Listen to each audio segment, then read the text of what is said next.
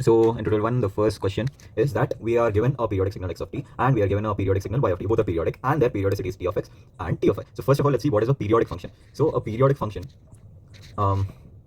is a function which repeats itself after a certain period. Let's see, this is a, what's it called? This is a sine function.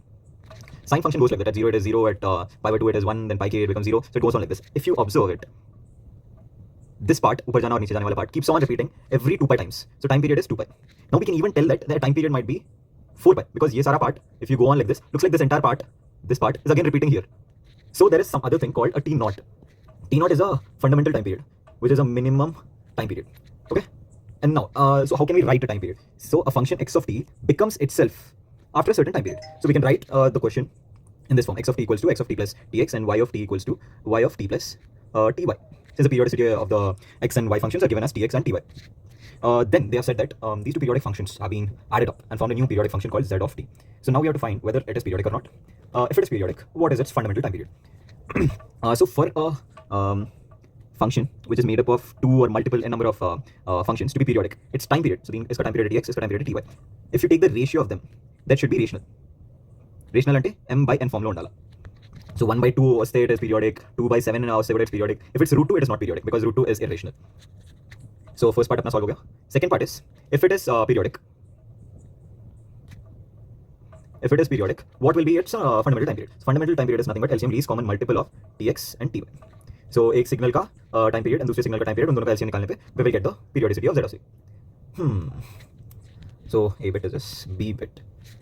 The second question is, अपने को एक signal दिया है and we have to tell whether it's periodic or not. If it's periodic, what is its time period? So a function can be written as amplitude a times sine cos या constant or something of omega t.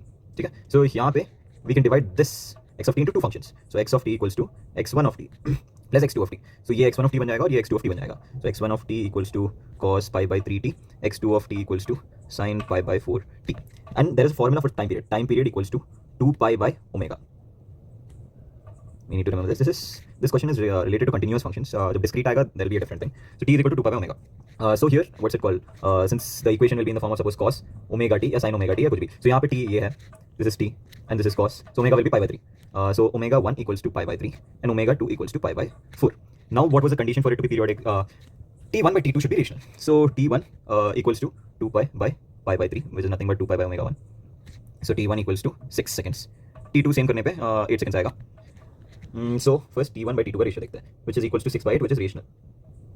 Therefore it is periodic. And so what is the periodicity? Is LCM of 6 and 8, which is 24. Now I will increase the speed. X of t हो गया cos t plus sin root 2t. तो यहाँ पे t का coefficient रहेगा omega 1, यहाँ पे t का कोफिशिएंट रहेगा ओमेगा 2. ये दोनों अलग अलग फंक्शंस है, x1 of t and x2 of t, same like previous question. So omega 1 रहेगा 1, ओमेगा 2 रहेगा रूट 2. t1 रहेगा as you know the formula is 2 pi by omega 1, which is 2 pi, और t2 रहेगा 2 pi by omega 2, which is 2 pi by root 2. अभी to check whether it is periodic or not, t1 by t2 equals to 2 pi by root 2, which is nothing but root 2. As we saw, root 2 is irrational. Okay, as it's irrational, it is not periodic. The pace is really slow, तो 2x में देख लो video. तो ये एक example question है ताकि एक और कॉन्सेप्ट समझ में आए. Suppose x1 of t is cos 3t and x2 of t is cos 4t, और दोनों को मिलाया गया है. हम लोग को पता करना है whether it's periodic or not. अगर periodic है तो time same fundamental time periods. So इसका ओमेगा 1 हो जाएगा 3, इसका ओमेगा 2 हो जाएगा 4. सो t1 हो जाएगा 2 pi by ओमेगा जो है 2 pi by 3, और t2 हो जाएगा 2 pi by 4. तो अभी t1 by t2 करता है, which is 2 pi by 3 by 2 pi by 4, which is nothing but 4 by 3 जो रेशनल है, तो वो पीरियडिक हो गया. सो अभी to find the fundamental time period, we have to do 2 pi by 3 and 2 pi by 4's LCM. So if there is a fraction, there are two fractional quantities. The LCM is nothing but LCM of numerator by greatest common factor of denominator. So 2 pi का LCM करना है, 2 pi 2 pi का LCM करना है by greatest common factor of 3 and 4. So 2 pi और 2 pi का LCM 2 pi हो जाएगा, greatest common factor of 3 and 4 is 1. So that's why इन दोनों का time period 2 pi पे सेम होगा जब मिलाएंगे तो. अभी सेकंड क्वेश्चन है, identify whether the given signals are periodic or not. Same type of question. So what is, how this question is different from the first question is, यहाँ पे x of n दिया है, before it was x of t. So x of n is normally like the notation for a discrete function. So this is how a continuous function looks. It has values everywhere over t. It has values everywhere. But what does a discrete function do is, it has values only on like the what's it called, real numbers. Like 1 peak value it will have, 2 peak value it will have, 3 peak value it will have, 4 peak value it will have. It won't have values on 1.5. At 1.5 there is nothing. At 3.14 there is nothing. So a discrete function has only values in the whole numbers.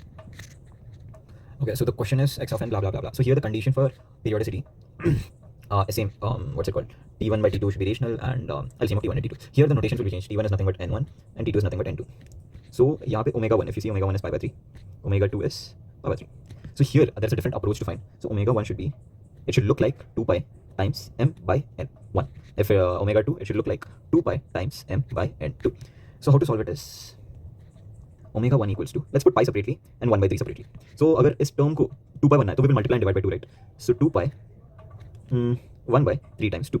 So omega 1 will be 2 pi into 1 by 6. तो यहाँ पे m का value क्या हो जाएगा 1 और n1 का value क्या हो जाएगा 6 if you compare with this equation और this equation को देखो.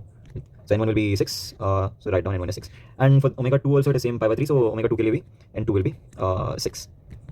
So n1 by n2 is 1 by 1 or 6 by 6, which is again periodic, and then LCM of 6 and 6 is nothing but 6. So it is periodic and the fundamental time period is 6. And then अभी second question. तो यहाँ पे हम लोग को omega 1 मिलेगा 1 by 4. Omega should be in the form of 2 pi m by n. So there's no pi term, so first we will multiply and divide by the pi term. So now it will be in the form of 2 pi 1 by 8 pi. So 2 pi by 1 by 8 pi is in the form of 2 pi m by n, where m equals to 1 and n equals to 8 pi.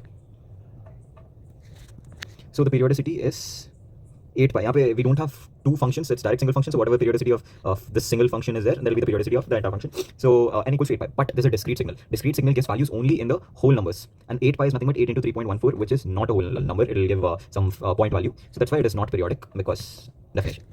So the next question is, ये दिया गया function and we have to find the same things, periodic or not and periodicity. So first and second questions say you'll understand the concept, try to solve third question. So the third question gives us three functions, x1 of t, which is nothing but 2, ये x2 of t बन जाएगा, and this is x3 of t.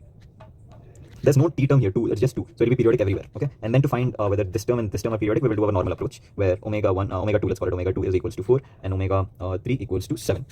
So t equals to 2 pi by 4, since t is nothing but 2 pi by omega, so equals to 2 pi by 7. To find, since it is given f of n नहीं दिया, f of t, so it's a continuous function. So t2 by t3 is nothing but 7 by 4, which is again rational, that's why it is periodic.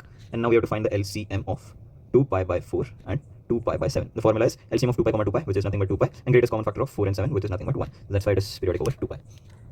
So next question, we are given like 4 signals, and whether we have to tell whether it's causal or non-causal, and whether it's periodic or aperiodic. So one thing, if it is exponential, then it is aperiodic, because it will go constantly until one point, and suddenly it will start increasing in a, what's it called, in a different manner. It will follow the same pattern until here, then different pattern there. So that's why it is aperiodic. It won't follow the same pattern over some time period. So if it is exponential, it's aperiodic. If it is sine or cos or tan, any angle related thing, it is mostly periodic. So by looking at this, we can tell that this is periodic, and these three are aperiodic. Now for the first one, I mean to find whether it is causal or non-causal or anti-causal. So what is causal? Causal matlab iska only in the positive value of x-axis there are values. The function is only in the positive half of the x-axis. Non-causal, anti-causal matlab it is only in the negative part of the x-axis. So t is less than 0 पे function exists करेगा. Or non-causal is nothing but causal or anti-causal, if you add up, it exists both sides. So these are the definitions which you have to remember, because this is too easy, direct marks आ जाएगा. So first of all, if you see a sine function, we know sine function exists on both sides of the thing, so that's why it is non-causal. And then this is an exponential function which exists only when t is greater than 0. और यहाँ पे t less than 0 पे exist नहीं करता है. So this is the condition for causal. This is also same case. It doesn't exist in negative part. That's why it's causal. It exists only in the positive part. 1 by mod t. So 1 by mod t, to understand its graph, let's put negative values. -2 will put, -1 will put, 0 will put, 1 will put, and 2 will put. No, not 0. At 1 by mod 2, it will give 2. At 1 by mod -1, it will give 1. At 1 by 1, it will give 1. At 1 by 2, it will give 2. It will be something like this.